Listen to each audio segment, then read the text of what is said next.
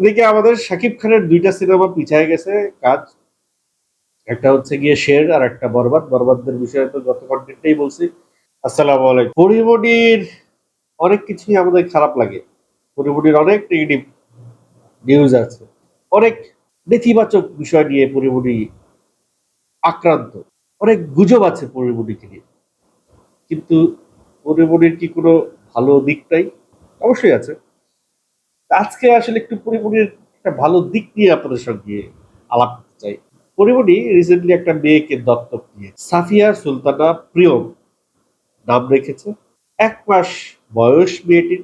সম্প্রতি মানে আজকেই পরিমণি তার মেয়ের একটি ছবি প্রকাশ করেছে সামাজিক যোগাযোগ মাধ্যমে। একটা ৩-৪ মিনিটের ভিডিওর মধ্যে ছোট্ট করে এক ঝলক একটা ছবি তিনি প্রকাশ করেছেন। সেখানে তিনি লিখেছেন যে সবাই আমার মেয়ে সম্পর্কে জানতে চায়, তাই এই ভিডিওর মধ্যে এক ঝলক আমার মেয়েকেও দেখিয়ে দিলাম।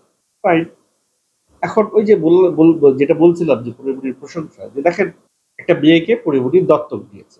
এই যে একটা মেয়েকে দত্তক নিল, একটা মেয়ের দায়িত্ব নিল, একটা মেয়েকে বড় করবার, তার ছেলের সঙ্গে তার তার যে অর্থবিত্ত বৈভব, সেই পরিবেশে এই মেয়েটিকে সে বড় করবে। এখন পরিমণির নৈতিক জায়গা থেকে এই মেয়েটির নৈতিক জায়গা কোথায় পৌঁছাবে বা ভবিষ্যৎ কি, পরিমণির মতো একজন নায়িকার ঘরে এই মেয়েটির ভবিষ্যৎ কি, এই ধরনের আলাপে আমি যাইতে চাই। আমি যেটা বলতে চাই যে যাদের অর্থ আছে, বিত্ত আছে, তারা যদি এইভাবে একটি করে সুবিধা বঞ্চিত একটা ছেলে বা মেয়ের দায়িত্ব নেয়, তাহলে কিন্তু আমাদের সমাজের চিত্রটা পাল্টে যাবে। যে মেয়েটির দায়িত্ব পরিমণি নিয়েছে, এই মেয়েটি হয়তো অভাবে অনটনে, অর্থনৈতিক দুরবস্থায় একটা সাধারণ জীবন যাপন করতো। তার ভবিষ্যৎ হয়তো খুবই ৮-১০টা সাধারণ মেয়ে যাদের অর্থনৈতিক অবস্থা ভালো না, তাদের মতো হইতো। হয়তো অল্প বয়সে তার বিয়ে হয়ে যেত। মানে তার ফিউচারটা খুব গ্লোরিয়াস হতো না, যেটা একটা বিত্তশালী পরিবারের ভিতরে গেলে হয়। অর্থ বৈভবে ভিতরে সমস্ত সুযোগ সুবিধার ভেতর দিয়ে একটা সন্তান যখন বড় হয়ে ওঠে, তার যে ফিউচার আর ওই মেয়েটির ফিউচারটা এক নয়। পরিমণি যে কাজটি করেছে এই মেয়েটিকে দত্তক নিয়ে, তার একটা ভবিষ্যৎ গড়ে দেবার দায়িত্ব নিয়েছে। তার ওই মেয়ের যে অরিজিনাল প্যারেন্টস, তাদের একটা অর্থনৈতিক সারাউন্ডিংস চেঞ্জ হবে এই মেয়েটির সঙ্গে সঙ্গে। শুধু পরিমণি না, বলিউড বলেন, হলিউড বলেন, অ্যাঞ্জেলিনা জোলি বলেন, প্রিয়াঙ্কা চোপড়া বলেন, অনেকেই কিন্তু এইভাবে যাদের অনেক পয়সা আছে তারা কিন্তু এই ধরনের শিশুদের দত্তক নেয়। ইভেন আপনারা দেখেছেন সালমান খানেরও একটা বোন আছে, সালমান খানের বাবা দত্তক নিয়েছিলেন। সেই বোনটিকে কতটা আদর, যত্ন, মানে সুযোগ সুবিধা, মানে একটা ভাই তার যা পেয়েছে বোন হিসেবে, সেই সালমান খানের বোনও তাই পেয়েছে। তো এই ধরনের একটা সুযোগ, একটা মানে সারাউন্ডিংস যখন তৈরি হয়, তখন আমাদের দেশের কিন্তু অনেক সুবিধাবঞ্চিত ছেলে মেয়েদের পরিবর্তন হবে। একটা নায়িকা বা একটা নায়ককে অনেকে কিন্তু আইডল মনে করে, অনেকেই ফলো করার চেষ্টা করে, অনেকেই এটাকে ট্রেন্ড মনে করে। তো সেই জায়গা থেকে হলেও যদি একটা আহ, বিত্তশালী পরিবার একটা সুবিধাবঞ্চিত বা অর্থনৈতিকভাবে দুরবস্থায় আছে এরকম একটা পরিবার থেকে একটা সন্তানের দায়িত্ব নেয়, তাহলে কিন্তু বাংলাদেশের অর্থনৈতিক কাঠামোটাই কিন্তু চেঞ্জ হয়ে যাবে। বাংলাদেশে অনেক সুবিধা বঞ্চিত মানুষ অর্থনৈতিকভাবে স্বাবলম্বী হবে। সেই জায়গায় একটা অর্থনৈতিক ব্যালেন্স তৈরি হবে। জাস্ট এটা একটা ইচ্ছার বিষয়, এটা একটা মানে সে চাইলেই হয়ে গেল, আর কিছু না, একটা সিদ্ধান্তের বিষয়। তো এরকম একটি সিদ্ধান্ত পরিমণি নিয়েছেন, সেই জন্য পরিমণিকে সাধুবাদ জানাচ্ছি, সেই জন্য পরিমণিকে শুভেচ্ছা জানাচ্ছি এবং পরিমণিকে ধন্যবাদ জানাচ্ছি। পরিমণির এরকম একটা ভালো উদ্যোগ প্রশংসা করার মতো, তাই প্রশংসা করছি। শুধু তাই নয়, এটাই নয়, পরিমণি তো তার এফডিসিতে প্রতি কোরবানি ঈদে ৩টা ৪টা গরু কোরবানি দেয়, বিভিন্ন জায়গায় তিনি দান দক্ষিণা করেন। হ্যাঁ, তার এই টাকা কিভাবে অর্জন করছে, কোন পথ থেকে আসছে, এই বিষয়ে আলাপে না যাই। ওই বিষয়ে আলাপ করলে ব্যাপারটা হয়তো অন্যরকম, কিন্তু কয়জনের টাকা একেবারে সঠিক, কয়জনের টাকা একেবারে হালাল, কয়জনের টাকা একেবারে সৎ, এটা বলা মুশকিল। ওই বিষয়ে না যাই। পরিমণি টাকা আছে, সে টাকা ভালো কাজে ব্যয় করছে। এই বিষয়টার জন্য সে প্রশংসার দাবি দাবিদার, সে প্রশংসা তার করাই যেত। এদিকে আমাদের শাকিব খানের ২টা সিনেমা পিছায় গেছে কাজ। একটা হচ্ছে গিয়ে শের আর একটা বরবাদ। বরবাদের বিষয়ে তো গত কন্টেন্টেই বলছি, মেহেদী হাসান হৃদয় ডিরেক্ট করতেছে। বরবাদ সেপ্টেম্বরে শুটিং হওয়ার কথা ছিল, কিন্তু সেটা কবে হবে সেটা এখনো জানা যায় নাই। আর শের শুটিং হওয়ার কথা ছিল ডিসেম্বরে, সেটাও শেরের প্রযোজনা প্রতিষ্ঠান থেকে ইত্তেফাকের মাধ্যমে জানলাম যে আগামী বছর সেটার প্ল্যানিং হবে। শাকিব খান শুটিং এ থাকছে না আগামীতে, দিস ইজ ফর শিওর, কিন্তু তিনি মাঠে থাকছেন এইটাও ফর শিওর। শাকিব খানের কোম্পানি বিপিএল এ ঢাকা টিমটা কিনে ফেলছে, ফ্র্যাঞ্চাইজি। এখন শাকিব খানের ঢাকা টিমে প্রচারণা হোক বা এটার উৎসাহ উদ্দীপনা বাড়ানো হোক বা যে কোনো কারণেই হোক, শাকিব খান মাঠে যাবে, শাকিব খান খেলা দেখবে। অর্থাৎ শাকিব খান পুরো বিপিএল জুড়ে শাকিব খানের উপস্থিতি বিপিএল এ দেখা যাবে, এবং শাকিব খান বিপিএল এ থাকা মানে একটা আলাদা আকর্ষণ।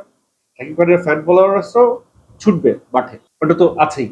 কিন্তু আমি একটা কথা বলেছিলাম যে শাকিব খানের বিপিএল এর ঢাকা টিমে যদি সাকিব আল হাসানকে নেওয়া হয় তাহলে কেমন হবে, আর যদি না নেওয়া হয় তাহলে কি হবে। তো সেইটার অনেকেই দেখলাম কমেন্ট করছে নিচে যে যদি সাকিব আল হাসানকে বিপিএল এ শাকিব খানের টিমে দেখা যায় তাহলে অনেকেই নাকি শাকিব খানের এই টিমকে বয়কট করবে, অনেকে শাকিব খানকেই নাকি বয়কট করবে। যাই হোক, এটা ইমোশনের বিষয়, আবেগে বললে ফেলছে, আবেগে মানুষ অনেক কথাই বলে। কিন্তু মূল কথাটা হচ্ছে এই যে বিগত কোটা আন্দোলন বা বৈষম্য বিরোধী ছাত্র আন্দোলন, এই আন্দোলনে সাকিব আল হাসানের যে অবস্থান ছিল, এই অবস্থানের কারণে এবং তার ইগো প্রবলেম, তার মেজাজ হারানোর প্রবলেম, তার ব্যবহারের প্রবলেম, গত কয়েক বছর যাবত এই সমস্ত কিছু নিয়ে মানুষের মন কিন্তু মিশিয়ে আছে সাকিব আল হাসানের উপরে। এটা কিন্তু স্বীকার করতেই হবে যে বাংলাদেশ ক্রিকেট টিমকে সাকিব আল হাসান যা দিছে সেটার জন্য বাংলাদেশ ক্রিকেট টিম আজীবন সাকিব আল হাসানকে মনে রাখবে এবং কৃতজ্ঞ থাকবে। কিন্তু শেষ ভালো যার সব ভালো তার একটা কথা আছে। শেষ সময়ে এসে সাকিব আল হাসান যা যা করছেন তার জন্য সে নিজে এখনো অনুতপ্ত কিনা সেটা বোঝা যাচ্ছে না তার ব্যবহারে। তার মানে ধরে নেওয়া হচ্ছে সে কিন্তু এখনো অনুতপ্ত না। তার উপরে এই নাফিসা কামালের সঙ্গে তার যে একটা অনৈতিক সম্পর্কের একটা গুঞ্জন উঠেছে, সেই গুঞ্জন শিশির ভাবি উড়িয়ে দিলেও ভেতরে ভেতরে কিন্তু সে জ্বলছে। এই যে সংসারে একটা ঝামেলা তৈরি হয়েছে, সাংসারিক যে একটা উত্তেজনা, এর ভেতরে খেলাটা ঠিকঠাক ভাবে কন্টিনিউ করাটা বিশাল একটা দুষ্কর কাজ হয়ে যাবে। তো এই সময়ে সাকিব আল হাসান যদি বিপিএল খেলেও, আমার ধারণা সাকিব আল হাসান এইবার বিপিএল এ খুব একটা পারফর্ম করতে পারবে না। এই মানে সে মাঠে ঢুকলেই তো তাকে নিয়ে একটা গ্যাঞ্জাম শুরু হয়ে যাবে। সে মাঠে ঢুকলেই দর্শক তাকে নিয়ে ভুয়া ভুয়া হই হই হয়তো বোতল টোতল ফিরতে পারে। মানে সাকিব আল হাসান মাঠে ঢোকা মানেই একটা ঝামেলা তৈরি হওয়ার সুযোগ তৈরি হবে। তো এইরকম সিচুয়েশনে আমার মনে হয় সাকিব খানেরও উচিত না এরকম একজন বিতর্কিত প্লেয়ারকে এই ঢাকা তারা যে ফ্র্যাঞ্চাইজি হয়েছে এই টিমে জয়েন করানো। যদি করে তাহলে আমার কাছে মনে হয় এটা একটা ভুল ডিসিশন হবে। অন্যদিকে সাকিব আল হাসানও কিন্তু সাকিব খানের কোম্পানির একটা অংশ। এখন এই কোম্পানি যদি সাকিব আল হাসানকে যদি বিপিএল এ দল ঢাকা দলে যদি না ডাকে তাহলে সাকিব আল হাসানের জন্য এটা একটা ইনসাল্টিং বিষয় হয়ে দাঁড়াবে এবং তার ইগোতে এটা লাগবে। সে এই ইগোটা কিভাবে ওভারকাম করবে সেটাও কিন্তু একটা দেখবার বিষয়। আর সাকিব আল হাসানের যে ইমেজ সংকট তৈরি হয়েছে তাতে আমার মনে হয় না এবার বিপিএল এর কোন টিম সাকিব আল হাসানকে নেয়ার পক্ষে থাকবে। তো সাকিব আল হাসান এবার বিপিএল এ কোনো টিম পাবে কিনা এইটাই এখন একটা প্রশ্ন হয়ে দাঁড়াইছে। তো দেখা যাক, ভবিষ্যতে বলে দিবে সাকিব আল হাসান বিপিএল টিম পাবে কিনা বা সাকিব খানের টিমে সে থাকবে কিনা। তবে দর্শক যে চাচ্ছে না এটি আমি কমেন্টে বুঝে ফেলেছি, এবং দর্শকের বিষয়টা শাকিব খান কতটুকু মাথা রাখবেন আর এই পুরো বিষয়টা আসলে শাকিব খানের হাতে কাছে কিনা সেটাও কিন্তু দেখবার বিষয়। হয়তো টিমটা তার কোম্পানির, হয়তো টিমকে উদ্দীপিত উদ্যম দেওয়ার জন্য, উদ্দীপনা দেওয়ার জন্য সে হয়তো মাঠে যাবে, হয়তো চেয়ার করবে, কিন্তু এই টিম সিলেকশনের ব্যাপারে হয়তো শাকিব খানের কোনো হাত থাকবে না। তো যাই হোক, বিপিএল খুব সময় খুব ঘনিয়ে আসছে। যত সময় ঘনিয়ে আসছে তত উত্তেজনাও বাড়ছে এই সমস্ত ইস্যুস গুলা নিয়ে। সামনে বিপিএল কি ঘটনা ঘটে সেটা দেখা যাবে। এদিকে অরণ্য মামুন সাহেবকে নিয়ে দুটি কথা বলি যেতে যেতে। এক হচ্ছে তার আর এলিয়ানা শাম্মীর যে ঘটনাটা, এই ঘটনাগুলো সোশ্যাল মিডিয়ায় আসার কারণে শাকিব খানের সিনেমার দরদের উপর একটা ইম্প্যাক্ট, নেগেটিভ ইম্প্যাক্ট করতেছে। এগুলো নিয়ে আবার ইন্ডিয়াতেও কিন্তু কন্টেন্ট হচ্ছে, কারণ শাকিব খানের কোনো ইস্যুস নিয়ে কিন্তু যে কেউ কন্টেন্ট করতে কুণ্ঠাবোধ করে না। সো পুরো ওয়ার্ল্ডেই কিন্তু এই বিষয়গুলো নিয়ে একটা কন্টেন্ট হচ্ছে, এবং যেটার একটা নেগেটিভ ইম্প্যাক্ট দরদের উপরেও পড়তে পারে। কতটা পড়বে সেটা দরদ রিলিজ হওয়ার পরে বোঝা যাবে যে এই বিষয়গুলো আসলে দরদের উপরে। তবে শাকিব খানের যারা fan, original fan, die hard fan, তারা যে দরদের থেকে পিছিয়ে যাবে এরকম না। কিন্তু কিছু দর্শক আছে যারা মৌসুমী দর্শক, সেই মৌসুমী দর্শকরা কিন্তু দরদ থেকে মুখ ফিরিয়ে নিতে পারে এই সমস্ত কার্যকলাপের জন্য। এর আগে অনেক সিনেমা এরকম হয়েছে, নেগেটিভ গুঞ্জন হওয়াতে তারা ওই সিনেমাকে বয়কট করছে, সিনেমা দেখতে যায় নাই, সিনেমা থেকে মুখ ফিরাই দিছে। ইভেন লাস্ট আপনারা দেখছেন যে আফরান নিশোর সুরঙ্গ থেকে অনেকে মুখ ফিরিয়ে নিয়েছিল, কারণ আফরান নিশো শাকিব খানকে নিয়ে একটা বিরূপ বক্তব্য দিয়ে ফেলছিল, যেটার প্রতিক্রিয়া সুরঙ্গ পেয়েছে। যদি সেই বক্তব্যটা না আসতো, হয়তো সুরঙ্গের সেল আরো ভালো হতো, সুরঙ্গের বিজনেস আরো ভালো হতো, এরকমটা দর্শকরা মনে করছে। তারা বিভিন্ন কমেন্টে এই ধরনের কথা লিখছে। তো অরণ্য মামুন যে কাজটি করেছেন, তার আসলে অতীতের রেকর্ড, তার মানে এটা তো সবাই জানে অরণ্য মামুনের অতীতের রেকর্ড কি। তো সেই জায়গা থেকে তিনি এরকম কাজ করতে পারেন, এর সম্ভাবনাটা সে করেছে আমি বলছি না, এটা করার সম্ভাবনাটা একটু বেশি, অসম্ভব কিছু না। তো সেই জায়গা থেকে এই সমস্ত বিতর্কিত বিষয়গুলো এড়িয়ে চলা উচিত। এমনিতেই দরদের উপর একটা কুফা লাগছে, এই কবে শুটিং শুরু হওয়াতে শুরু করে রিলিজ হওয়া পর্যন্ত খালি পিছাইতেছে পিছাইতেছে পিছাইতেছে, একটার পর একটা নেগেটিভ নেগেটিভ নেগেটিভ মানে ইস্যুস তৈরি হচ্ছে এটাকে নিয়ে। কুফা আর কুফা আর কুফা দরদ। এই সময় এই সমস্ত বিষয়গুলো নিয়ে আমার মনে হয় অরণ্য চুপ থাকা উচিত।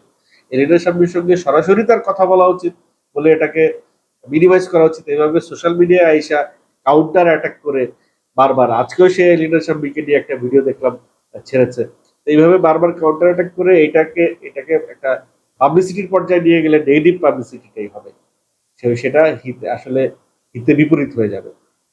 ওদিকে উনি আবার ওই যে স্ত্রী টু যে খুব স্ট্যাটাস দিচ্ছেন, তো তার ওয়ালে যে কোনো হিন্দি সিনেমা নিয়ে যখন তিনি একটু বেশি বেশি বলেন, তখনই দেখা যায় যে ওই সিনেমাটা পরবর্তীতে বাংলাদেশে এসে রিলিজ পায়।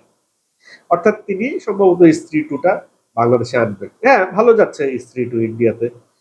পাঠানের, শাহরুখ খানের পাঠানকেও সে প্রথম দিনের সেল টপকায় গেছে, অলরেডি 200 কোটি টাকা আর্ন করে ফেলছে, ব্যবসা করে ফেলছে। ইভেন জন আব্রাহামের সিনেমা, অক্ষয় কুমারের সিনেমাকেও ইয়ে করে ফেলছে। তারপরে আবার ইন্ডিয়াতে যে মৌমিতা দেবনাথকে নিয়ে যে আন্দোলন হচ্ছে, যে রাস্তায় অভিনয় শিল্পীরা বেরিয়ে আসছে, এটা নিয়ে একটা এইরকম একটা সংকটের ভিতরে যে সিনেমাটা এত ভালো করছে, এটা একটা আসলে আশ্চর্যের বিষয়, এটা একটা মিরাকেল। তবে আমি পাইরেটেড কপিটা দেখছি স্ত্রী টু এর, আমার কাছে অতটা ভাল লাগে নাই যতটা আসলে বলছে। তো জানি না, আমার হয়তো হরর সিনেমা অতটা টানে না আমাকে। যারা হরর সিনেমা দেখতে পছন্দ করেন তাদের কাছে হয়তো এই সিনেমাটা ভালো লাগতে পারে, অথবা আমি হয়তো পাইরেটেড কপি দেখছি, সিনেমা হলে গিয়ে দেখলে হয়তো এই অ্যাম্বিয়েন্সের কারণে আরো ভালো লাগতো। তো যাই হোক, পাইরেটেড কপি আমি ভেদাও দেখছি জন আব্রাহামের, বরঞ্চ আমার ভেদা অনেক ভালো লাগছে স্ত্রী টু এর চাইতে।